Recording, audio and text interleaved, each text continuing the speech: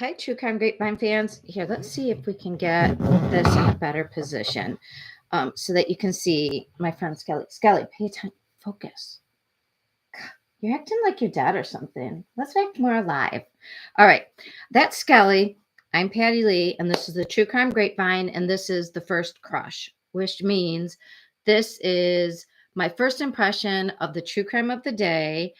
I used to just do weekly 12-day updates, but they're very long. Anyways, I thought, I just share my first impression, or because this is the grapevine where we gossip about what was on the interwebs about true crime, that I'll let you know what my first crush or my first impression of the juicy goss on the true crime grapevine was.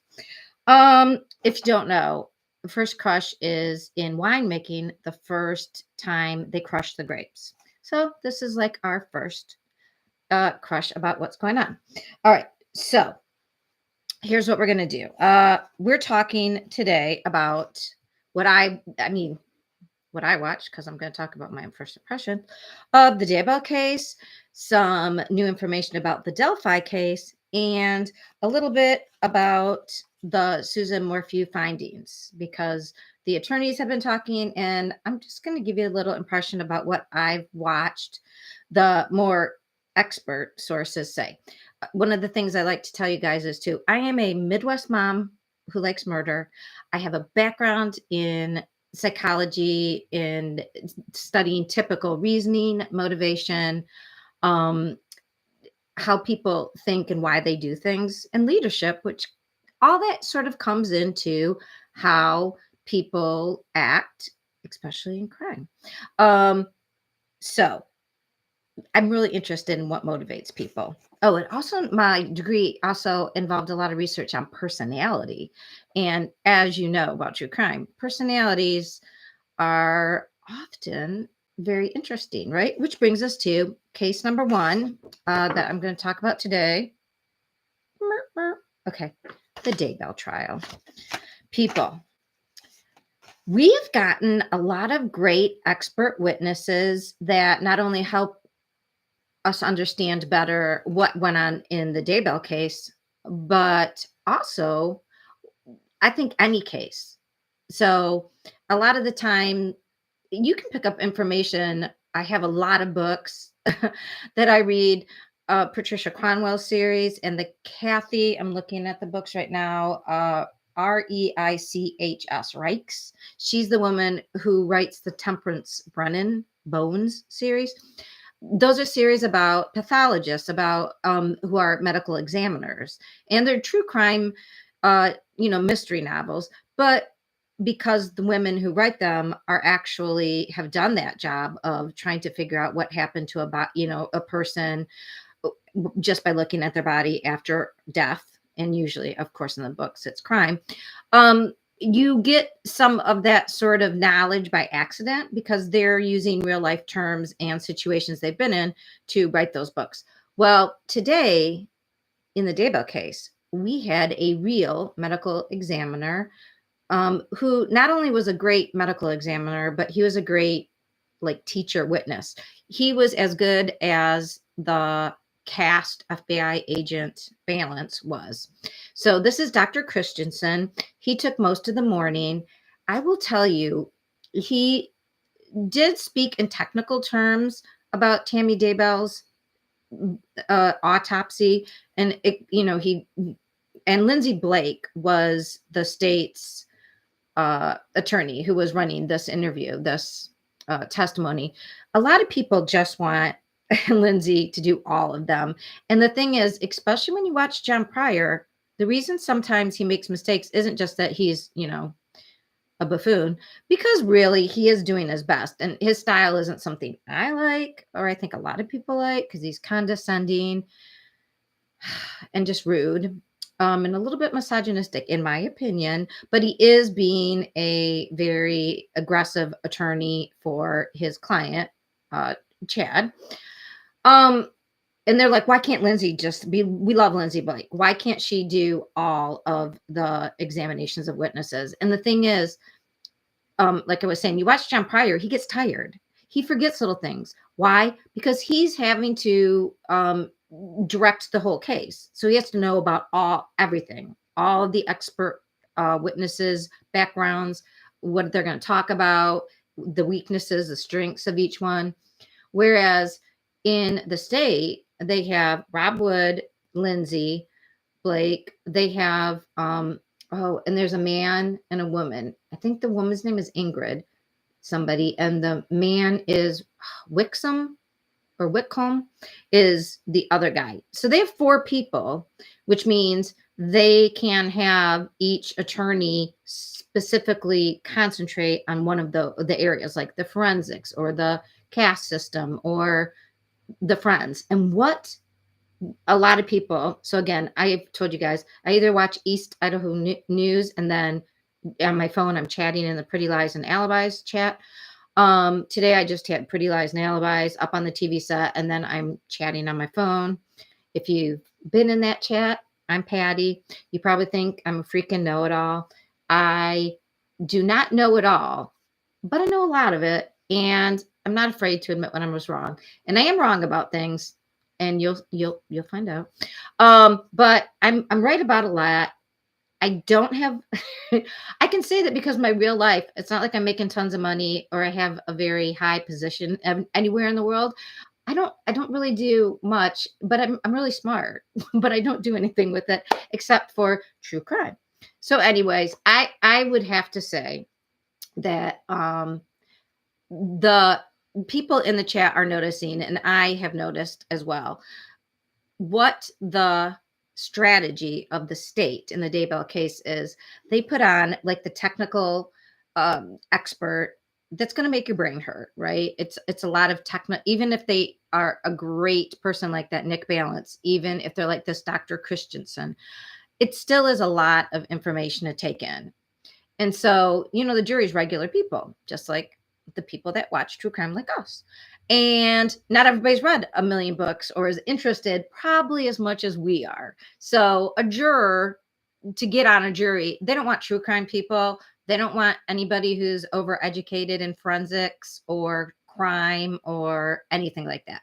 So you have to imagine that that's a lot of information to take in.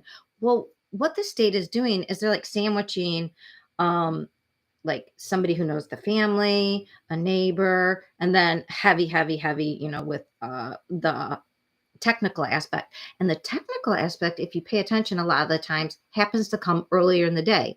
And if you know anything about school, if you remember school, or probably just in your life, you know that, I don't know about you, but once you wake up and have your coffee, or whatever, or once you're fully awake and upright and sentient, as Maria Bamford would say, you're going to be most productive and alert in the morning into the early afternoon. And then we all know there's a circadian rhythm that, then people, that's why a lot of cultures take siestas during, or some other cultural form of taking it easy for a little bit. I think in France, they take, like, English has a tea time at 3:00.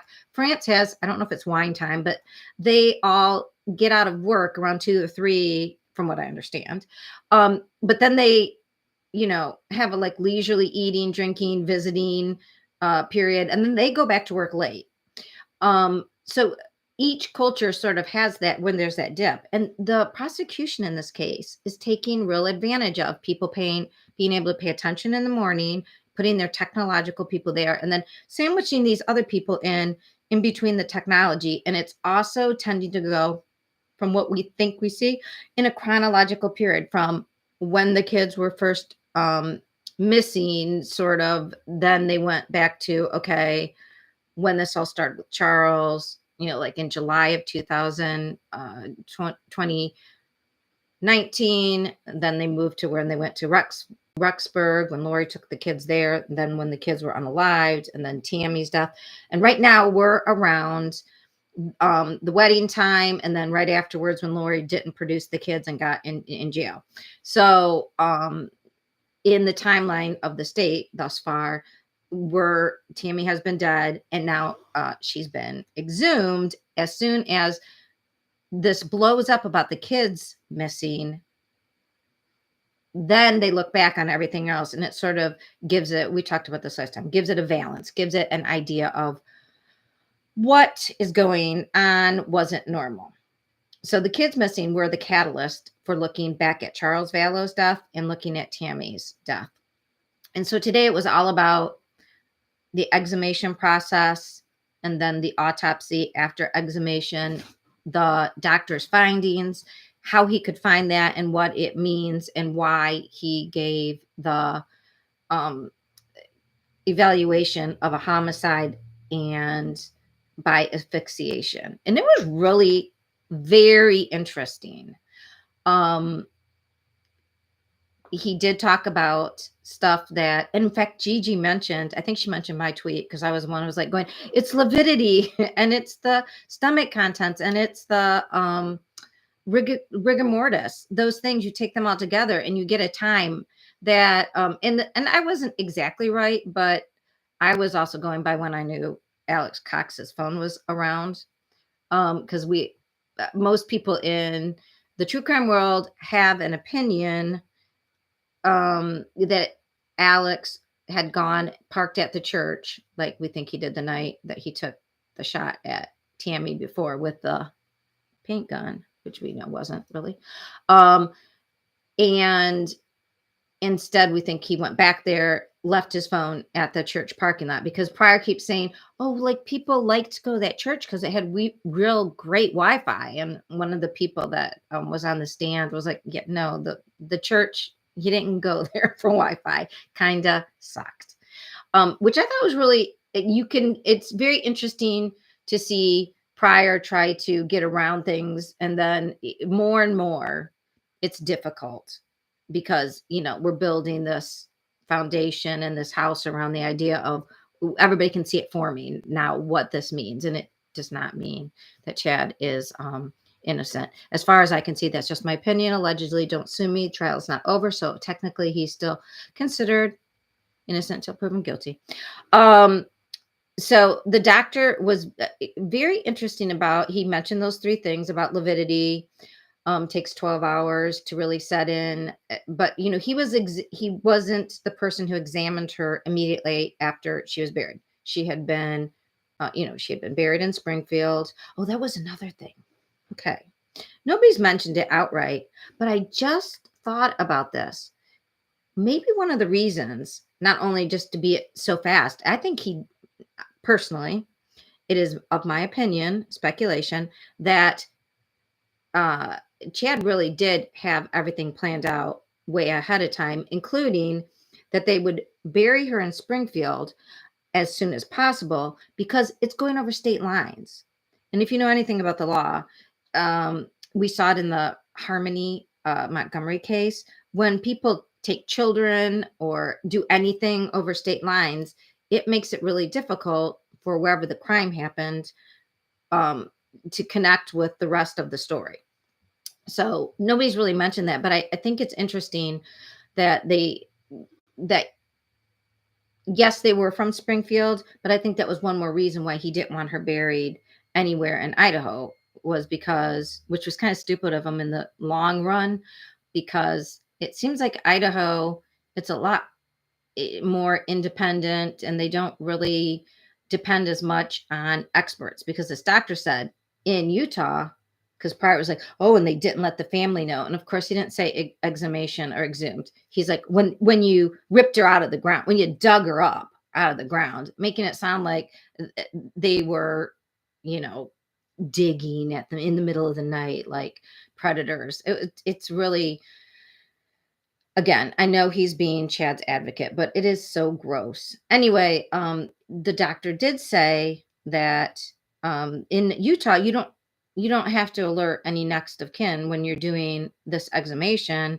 It is granted through a legal process. And so basically the court said, and I guess he was in the court and Pryor tried to get him to say, like, oh, did you hear why they wanted her dug up? Oh, you already had an idea? Like basically he was biased towards Chad from the beginning because he knew it was criminal. And he was like, no, I was just there to see if that was going to happen because then I would be involved. He goes, I didn't really pay attention to the particulars. That wasn't important to me. I was just finding out if it was going to happen or not, basically, was what I took from what he said.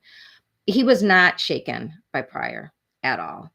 Um, he was very fair in his estimation, and he explained his decision why she did not. And Lindsay Blake was great. I mean, it was an example of how you win an argument. There's a whole area of cognition we studied called argumentation. And basically, to shut down somebody's argument, you get them to agree to the major points of what you're saying. And therefore, there's nowhere else to go but to your conclusion. And that's what Lindsay Blake was doing. She already knew what Pryor was going to say, that it could be a heart arrhythmia. It could be she had uh, anemia, uh, like her dad had heart problems, so it's probably related to that. Or in Pryor's asked all this time about, oh, she was dizzy, she fell, she had seizures. And Lindsay asked this doctor point by point about all those different things and what Tammy's body and her records and everything showed. Um and a couple times when Pryor was crossing him, he tried to try to trip him up and say, but you only had this much information, right? um Pay attention, Skelly. This was fascinating. You should care about what you can find out from bones. Skelly's gets a little personal when it's about bones. But so anyway, it was very interesting how Lindsay got him to everything that Pryor had brought up that was possible. Not only did the doctor say no, she didn't have signs of all those things, but then Lindsay came back in and said, okay, so if someone did have anemia, what would their behavior look like? Because we had heard from all her friends about how she wasn't out of breath, she wasn't really tired, she didn't fall down, she didn't have seizures. Um, it was very they took down every excuse that it could possibly be besides asphyxia. And it really came down to that bloody froth out of her mouth, because that happens when the guy explained it. There's fluid that then when it gets into your breathing cavity where it shouldn't be, it mixes with some protein. I don't know. That's what makes that bloody froth that comes out of your nose or your mouth. And it happens when you suffocate in a drowning. It can happen, he said, like from a seizure or um, a heart attack, like a did he say a heart arrhythmia? Anyways, everything that he said could cause that bloody froth was discussed and taken out of the mix, and he explained why when Lindsay was cross-examining him. So it was really it was a very interesting example of argumentation done well, and also interesting for those of us who care about what really happened to Tammy. He explained it. Then I don't know why I mean, I do know why. Sorry, I'm thinking about something. I don't know why Pryor said something, but after the doctor, we had the two neighbors, and the neighbors were the Gilberts, Alice and Todd. And these were the people that we had heard about that, like, after Tammy died, they came over and helped the family, and they had invited Chad over for pizza after, he had oh my gosh. After he had told them he needed to get out of that house, because he couldn't stand it. So he's going to go live in a condo in Rexburg with his friends, because they were outside Rexburg in Salem. Um, and we all know who his friend he was going to stay with in the condo was.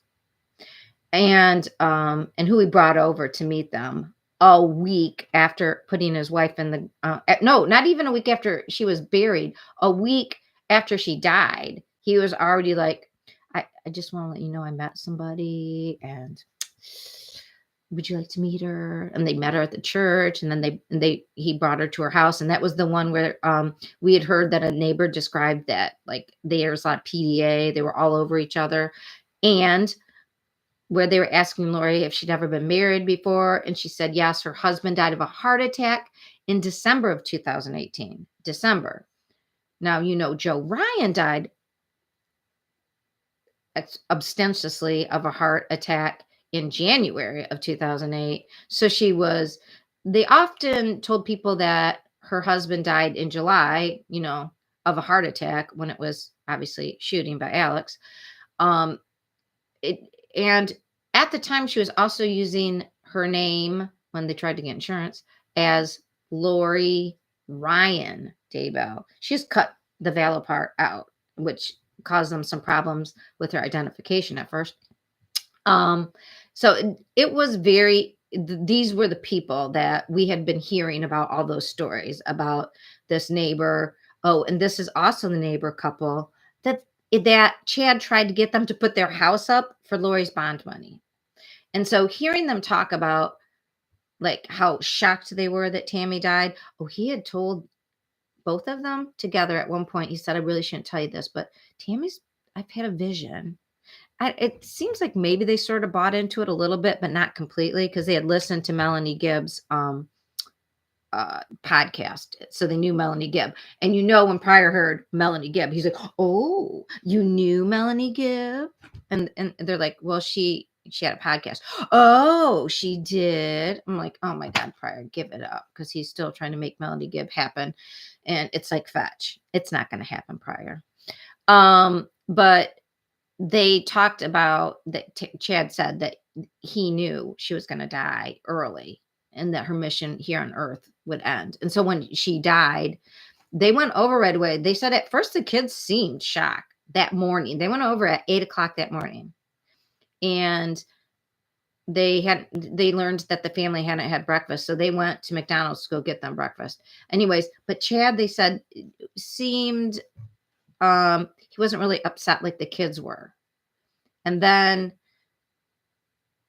they learned that the funeral was going to be Tuesday. And they were like, in Springfield. Because at first when they said Tuesday, how can you do it that fast? We're going to need to get, like, in the LDS church, you need to get, like, everybody organized, because the women will throw, like, the, what do you call it? Like the wake, but they don't call it a wake, but the viewing, they will help you get that all organized, and then the funeral, and then afterwards, the lunch, the whole church will come together, but it needs to be coordinated. And she died. This was Saturday morning. They were talking, and he had already like planned everything. Nope. She was going to have her funeral Tuesday. It was going to be in Springfield, and the viewing would be Monday. And this was like a day's drive away. And they were like, okay. So they went to the funeral that was so far away. And then when they came back, they didn't go to the Memorial Wednesday because they had already just been to the funeral. So then they went to the house afterwards to see how Chad was doing. And that's when he said, like, oh, I just have to leave this. I can't stay here. So Garth stayed in the house. And then Emma was across the street, kitty corner, which everybody is like, isn't it catty corner? And we say kitty corner. And Miss Gilbert said that today too. So it must be a regional thing from wherever you are, or maybe from, I don't know where she was born. But anyway, the Gilberts, they both basically threw Chad under the bus, because he was saying this stuff and then it acted so strange, then was with this new wife all of a sudden. Oh, and then he said, when they finally brought Lori, he brought Lori over, I think it was late October, early November. Well, right after like weeks after Tammy died, because they had just gotten married but came back. This is before they went back on the run. That they were saying it was like November 12th, because they were going to go take the kids to Disney World and Knott's family. The kids being Chad's kids. Lori said she didn't have any kids, and Chad jumped in and said, well, she had a daughter, but she died. And Pryor tried to make it like they didn't say that, right? Because Chad then denied later on saying that the first time. They both were like, no, he said that, which we thought was weird, because when Lori's children were missing, they were like, well, did she have another daughter that's missing? Because you said her daughter died. And then Chad was like, oh, no, I didn't say that. And the children are fine. He told them they were fine. And that Lori, he needed, Jesus had told him that they needed to put their house, mortgage their house so that they could have bond for Lori. And they got real smart real quick at that point. They're like, yeah, no. So the Gilberts were very interesting. Then the last person that spoke after lunch, before the end, was the insurance broker, the person who had sold the insurance to Chad, and she was the person who had sold insurance through the school, and I guess the whole family's insurance was through Tammy. And the upshot of the insurance broker was, by the end of everything, she figured out that Chad maybe had defrauded the insurance company because it looked like maybe he had something to do with his wife's death. And that's how that all came out. There's more to it. Pretty Lies and Alibis. Gigi has a recap of the day's events every night. Go watch it. It'll be a lot better than what I just told you.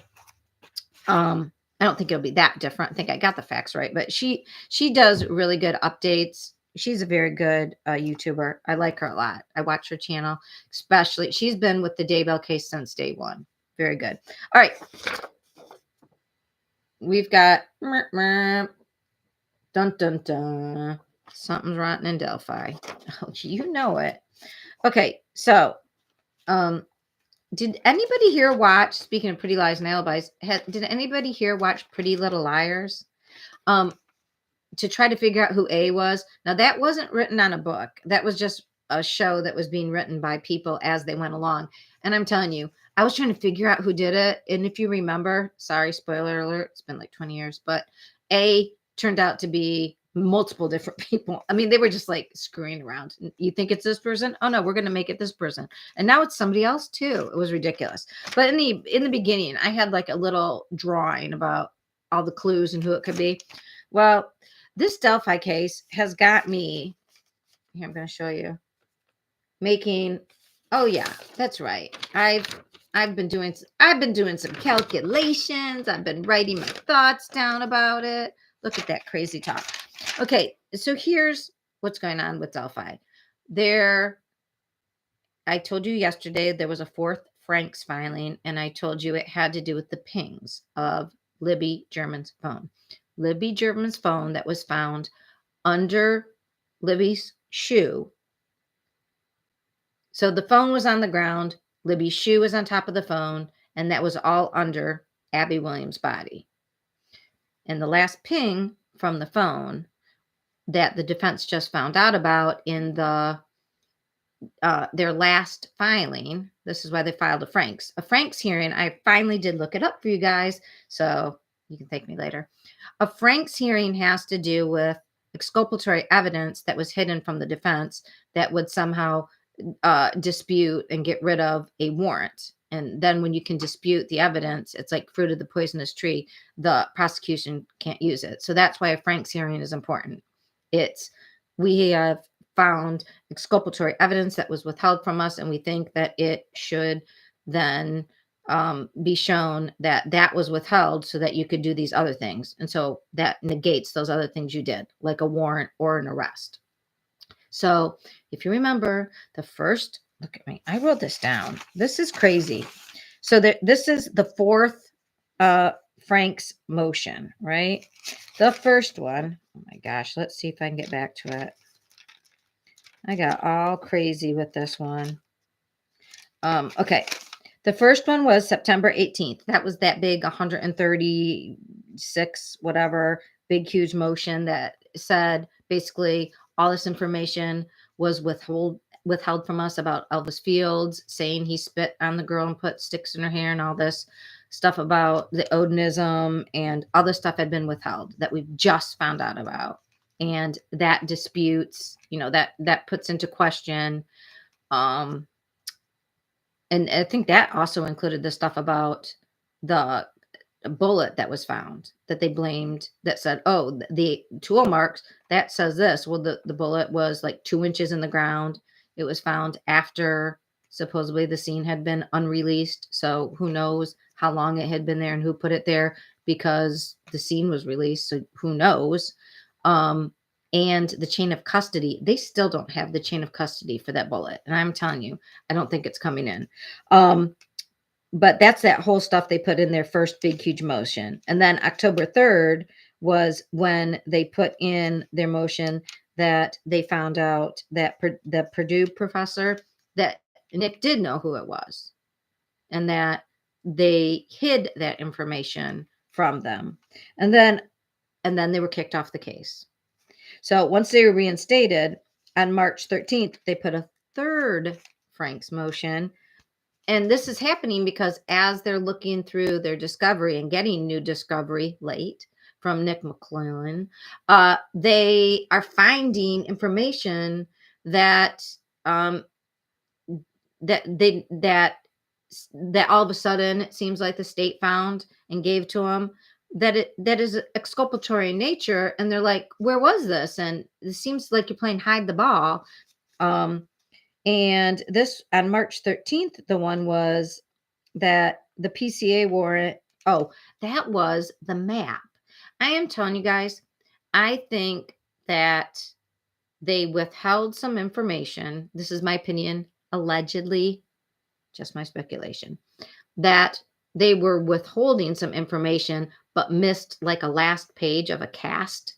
The FBI cast team did a little work with Delphi before they were kicked out or whatever, asked to leave the investigation. Um, I think there was a big, huge report about phones. And then there was that map at the end. And whoever was going through that stuff got rid of the whole cast report, like the narrative.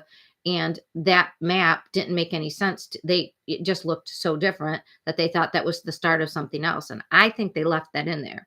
And that's what the defense team keyed in on and said, hey, there's this map with 3 phones, and it looks to be during the time where you said the murders, you being the prosecution, said the murders took place, and none of these 3 phones seem to be connected to Richard Allen. So these look like alternative suspects. Like, who are they? We can't tell if you vetted them and cross you on if you vetted them, if we don't even know who they are.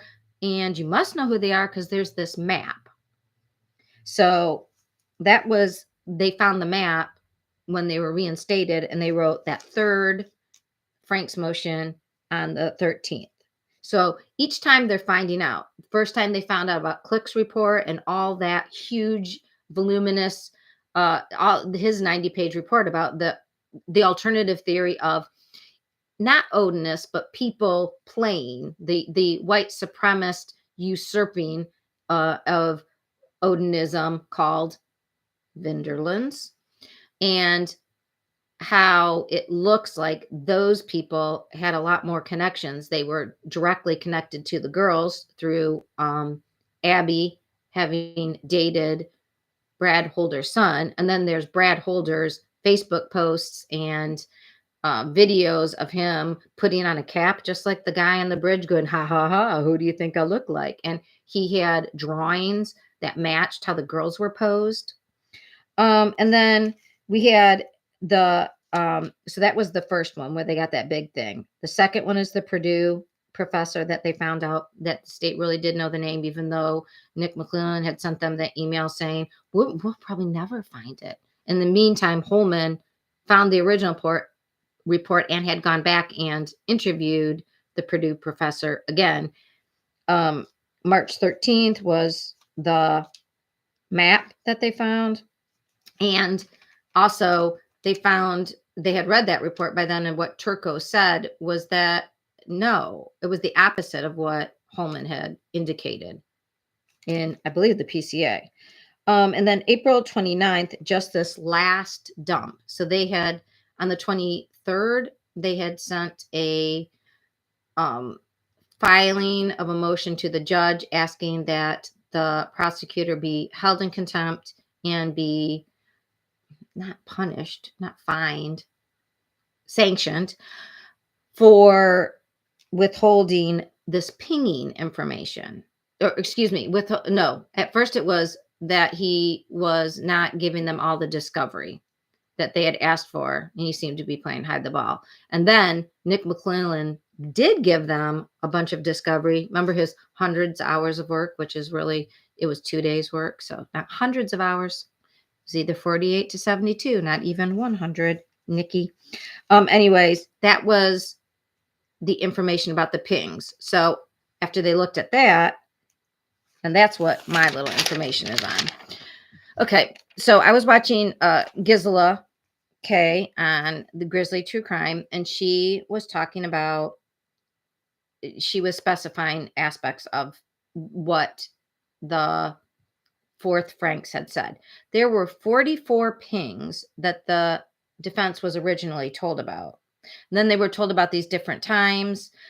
It's really unclear if they mean like what was a successful hit that the phone responded to, because there was a 2-page report. Now, who knows how long the report was, but page 1 wasn't there and nothing after page 3. So they got pages 2 and 3 in this data dump that they got last Friday. And it referred to between 9 o'clock and 1 a.m. of the 13th and 14th of February, which the girls went missing, that Mullins, who at the time, right now he's the investigator for the prosecution, but he was the chief of police of Delphi at that time. He had contacted the Sergeant Bolt. It's really hard to say his name. It looks like Blatcher of the Indiana State Police about getting AT&T to ping Libby's phone every 15 minutes. And so the 2-page report is about the fact that the last ping was at, and they used military time, so 17 like 55 or whatever, but it works out to be like 5:30 at night was the last ping. And then after that, there's nothing on the phone until 1 o'clock in the morning, it sounded like. So they had been pinging it every 15 minutes. And that's what I was looking.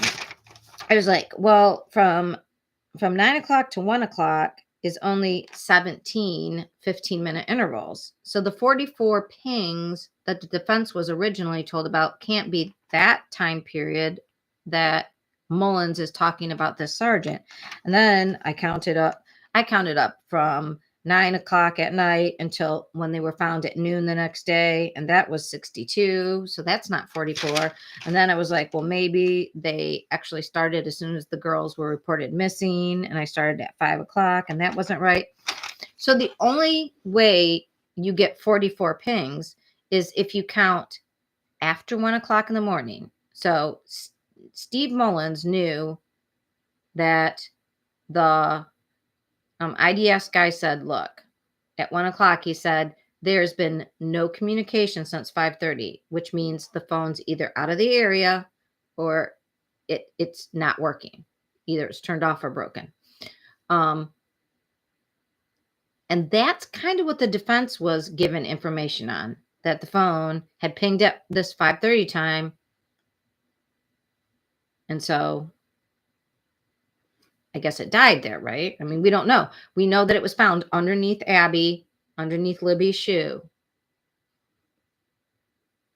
So that logically would mean the phones had to be there.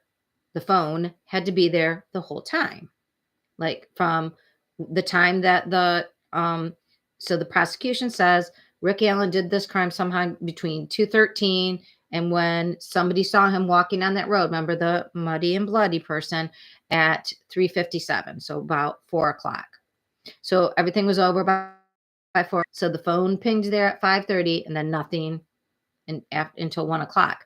Well, the thing is, the 44 number is actually the number of pings until the next day. So did they give the wrong information to the defense? It's still really unclear about these pings, except the only 44 number I can come up with is if you take after 1 o'clock in the morning until the next day. Now, don't forget though, Libby's phone then did ping and connect. So I don't know if they kept running these connections.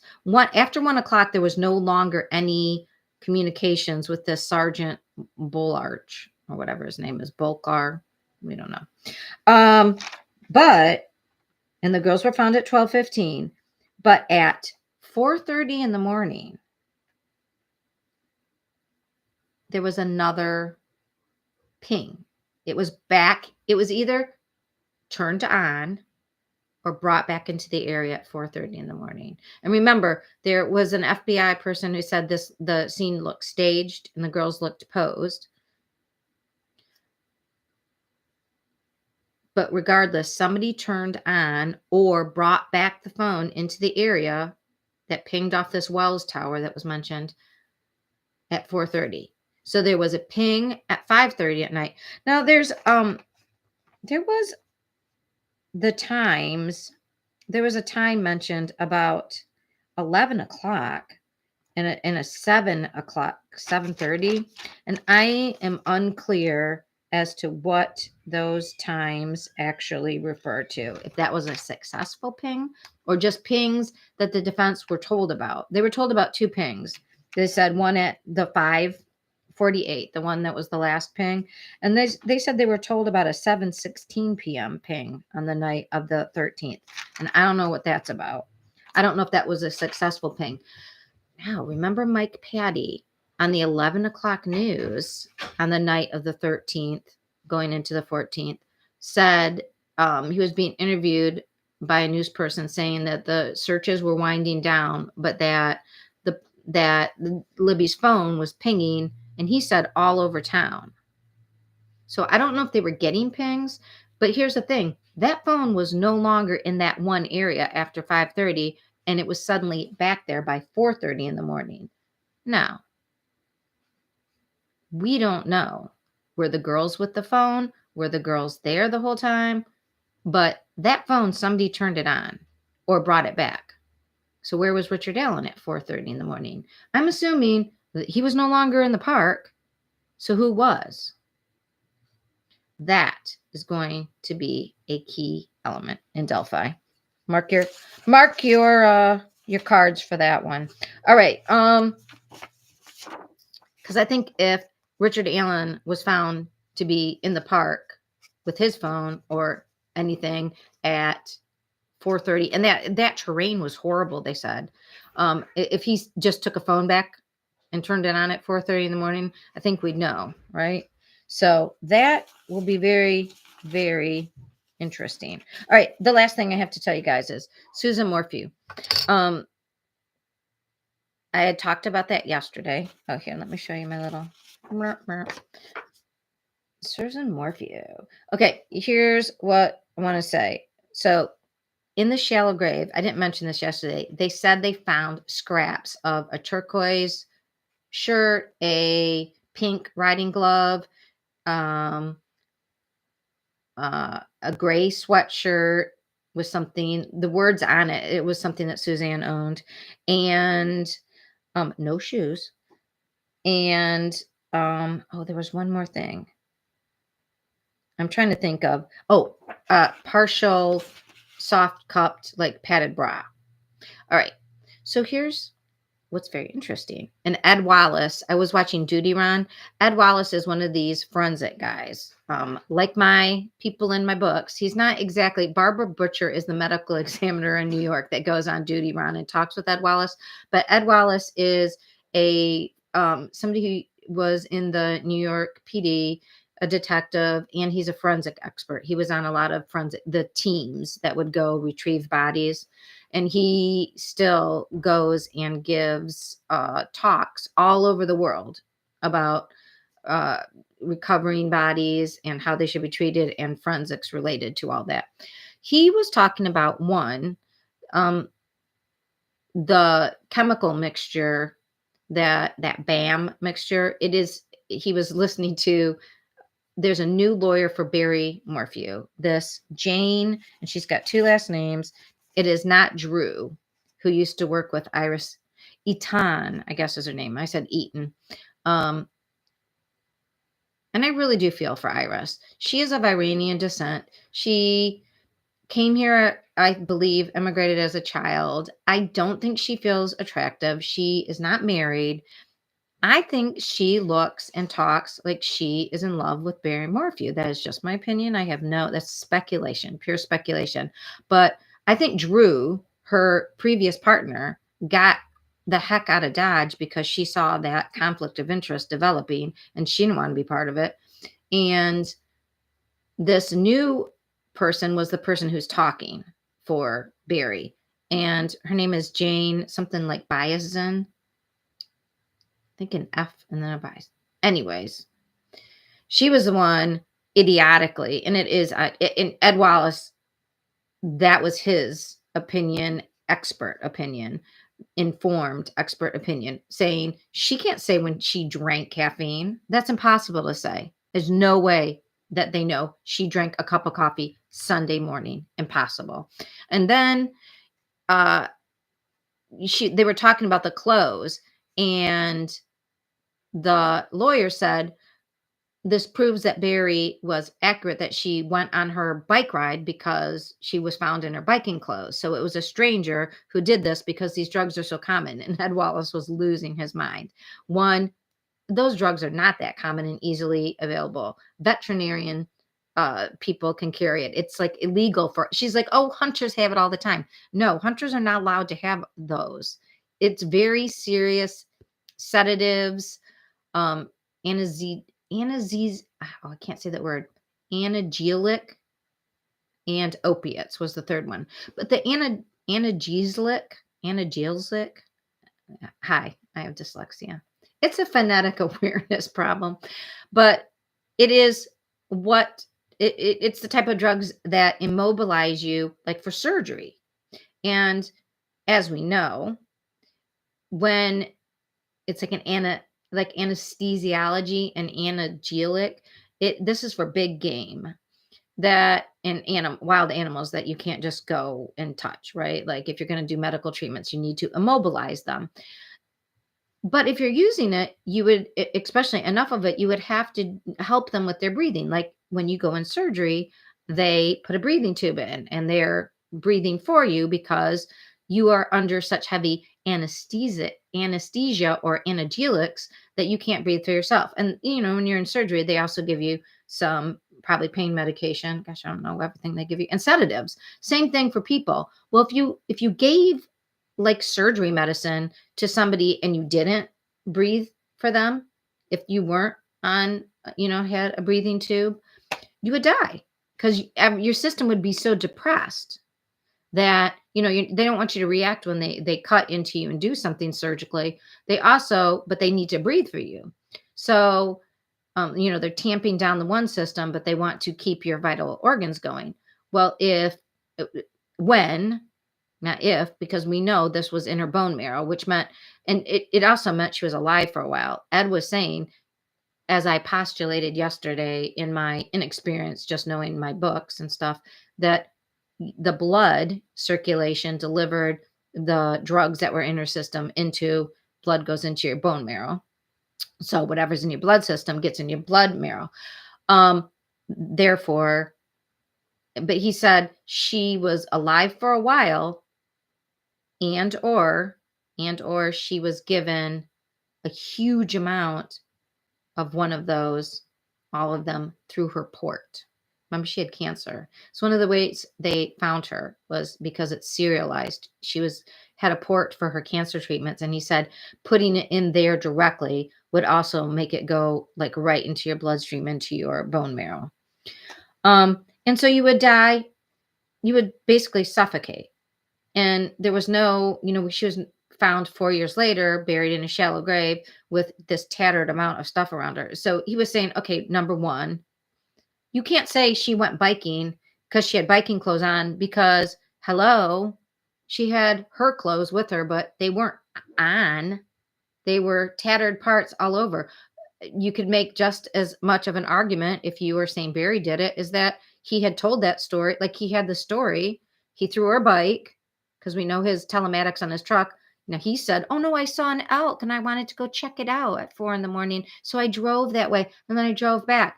It wasn't that I was throwing out her bike over the hill, that the bike that looked like it just got thrown, not that there was an accident.